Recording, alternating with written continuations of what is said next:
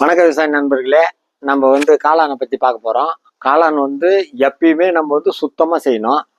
சுத்தமாக செய்யலைன்னா அது கருப்பு கலர் வந்துடும். இப்போ 14 நாள் ஆகுது நம்மளுது. நம்ம காளானை நம்ம ட்ரையலுக்காக போட்டோம், வீட்டுக்காக. பாருங்க எவ்வளோ சூப்பராக இருக்குது பாருங்க.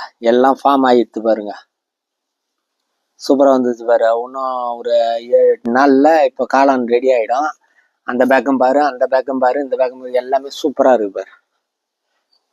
ஒன்றுத்துல மட்டும் கருப்பு ஒடிக்குது. அது ஈரம் அதிகமாக இருந்திருக்கும்னு நினைக்கிறேன். அது கொஞ்சோண்டு கருப்பு ஒடிக்குது. ஆனால் அதுலேயும் வரும். அண்ணன்லாம் நல்லா இருக்குது, அதுலேயும் வரும்.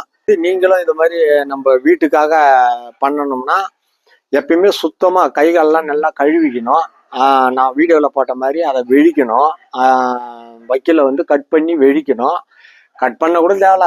கட் பண்ணாலும் கட் பண்ணலாம், கட் பண்ணாத விட்டாலும் விடலாம். அது ஒன்றும் பிரச்சனை இல்லை. வெடிச்சிட்டு அதை உணர்த்தும் போது பலன்னு சுத்தமான தார்பா, அப்படி இல்லைன்னா ஒரு இது பெட்ஷீட்டு இது மாதிரி போட்டு அதில் மெல்ல மெலிசா போட்டு அதை திட்டமாக அப்படியே பிடிச்சி அழுத்தினோம்னா தண்ணி ஒழுகக்கூடாது.